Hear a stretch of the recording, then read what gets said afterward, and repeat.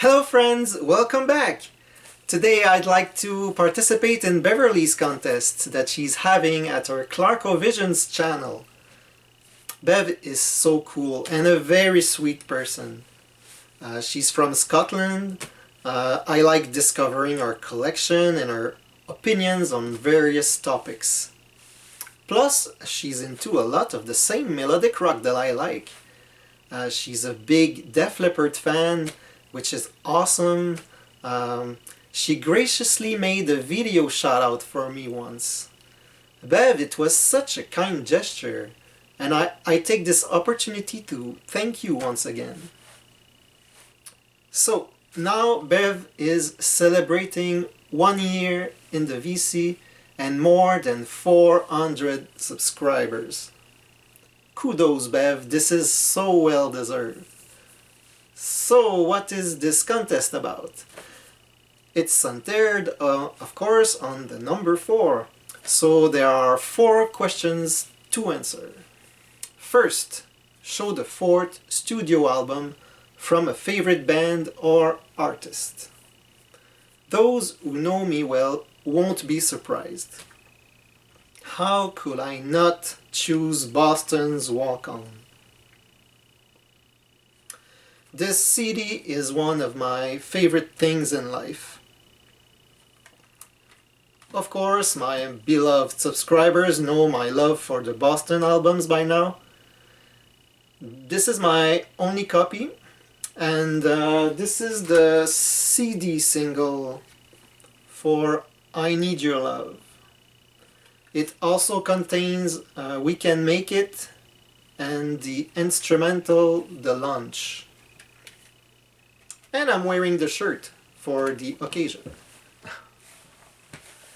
When Walk On came out in 1994, a good 8 years after Third Stage, I had just turned 18. At the time I was already really into the first 3 albums. I was so hoping for a 4th one. But honestly, knowing that their most recent album came out in 1986, I thought Boston was maybe a thing of the past. So you can imagine my excitement when I learned about a new release. Now you have to understand there was no internet back then.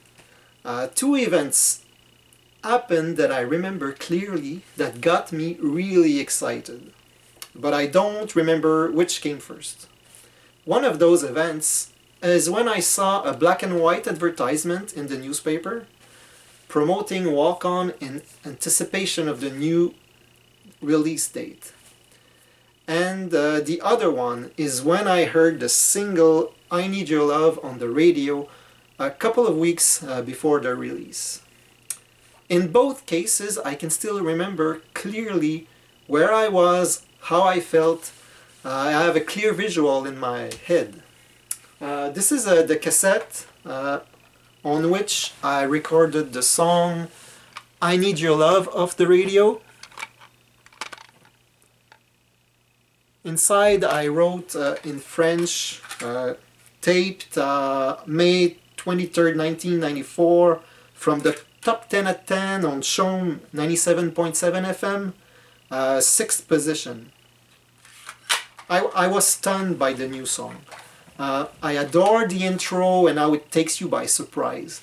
And to be quite honest, when I recorded that track, I did not even notice that Brad Delp was not the singer. The song was pure Boston and it was marvelous. This coincides with great moments of my life because 3 days later, on June 26, I started my first job at a grocery store. And I saw my future wife for the first time because she was working there also. Anyway, you can tell how much I was excited about Boston's 4th album. It came out a couple of weeks later on June 7, 3 days after my 18th birthday. So it's been 25 years just a few days ago. I just had to buy it on the date of release. At my new job I was working basically every day. If my memory serves me well, I had to decline coming to work at the last minute on that day to be able to go to the store. And when I got there, it was a HMV store. A giant poster was set up right at the entrance, and of course the new music was blasting in the store. It was the opening, I was the only customer, so I went directly to the B section, grabbed this copy, gladly made my way to the cash, paid my recently earned money and came back home. My first listen was magical.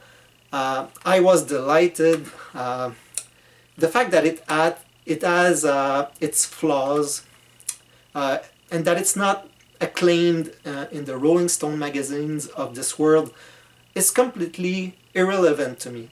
It's all about the personal connection. When I listen to this CD, its 44 minutes seem like just a few. It's melodic rock bliss.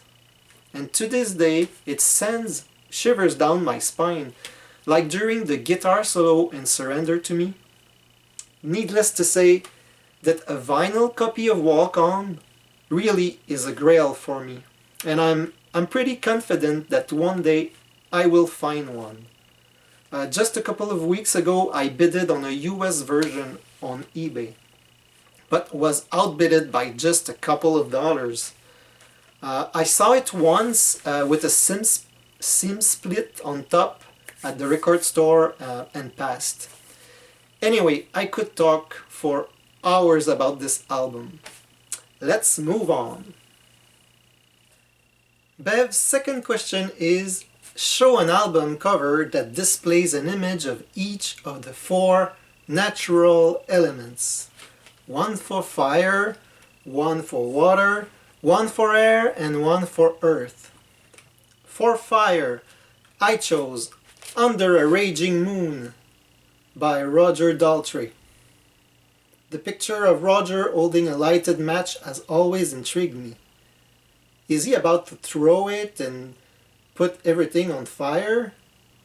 Or, like I rather believe, since the album is dedicated to his bandmate Keith Moon, maybe the fire is Keith himself, and just like a flame, he's just about to vanish forever.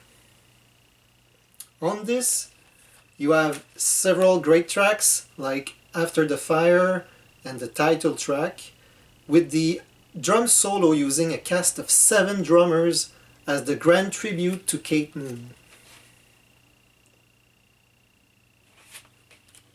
For water, my pick is Watercolors by Pat Metheny. Every track on here is inspired by water. You got, for example, Lakes, River Cay, Legend of the Fountain, and Sea Song. I discovered this album quite recently as part of my exploration of the ECM label. On here, apart from Pat on guitars, you have Lyle Mays on piano, the legendary Eberhard Weber on bass, and Dan Gottlieb on drums. Great stuff, I must say. For my favorite, I want to say the 10 minutes 16 second Sea Song, which closes the record gracefully. Moving on to Air. Let's take a look at a completely different kind of record. This is the self-titled album by Airplay, 1980. Isn't this an amazing cover? Don't they look sharp and cool? Airplay were Jay Graydon, David Foster, and Tommy Funderburk. This album was produced and arranged by Graydon and Foster themselves. Both went on to have a successful career after that, especially Foster, who produced innumerable albums. And you can hear the background vocals of Funderburk on countless albums as well. This is considered nothing less than a classic amongst classics of the West Coast music scene. Yeah, sure, it's heavy on cheese, but I like it a lot. If you can't stand Toto, then I would suggest you stay away from this album. As a matter of fact, several members of Toto graced this album with their talents. So this may not be for everybody, but I'm not ashamed to say that I dig it. The last natural element is earth, and for that I picked the mighty Diesel and Dust by the Australian outfit Midnight Oil. As you can see, there's a lot of sand on the cover. I've always loved that album, and I own the cassette since it came out. Had to buy the vinyl as well.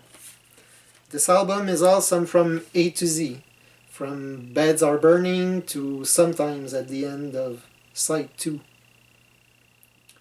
So that concludes the 4 natural elements section.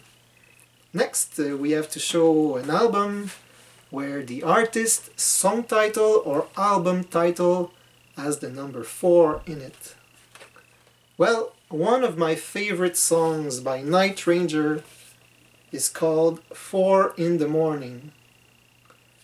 It's the third track on their Seven Wishes album from 1985. I love how this song flows. It was a single for them, peaking at number 19. Jack Blades once said that he literally wrote that song at 4 in the morning. Here's another one for you. This is the album E5C4 P3 by Journey. Bev, I hope I'm not disqualified for this. And finally, I will show 4 album covers that feature a horse on it. How about Grand Illusion by Styx?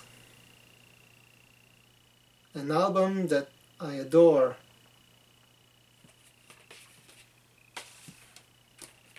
Romantic Warriors by the incredibly good group Return to Forever.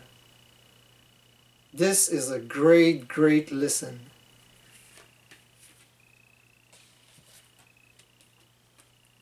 Graceland by Paul Simon. Another timeless classic. And finally, Tour de Force by 38 Special. Another favorite of mine.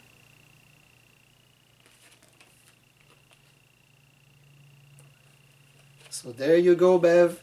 Did I pass the test? That was such a fun contest response to prepare. Bev, you've been great for me and my channel, and I want you to know that I'm very grateful for that. Congratulations again for your 400 subs and 1 year of great content. Take care, my friend, and I'll see you around. Bye bye, everyone.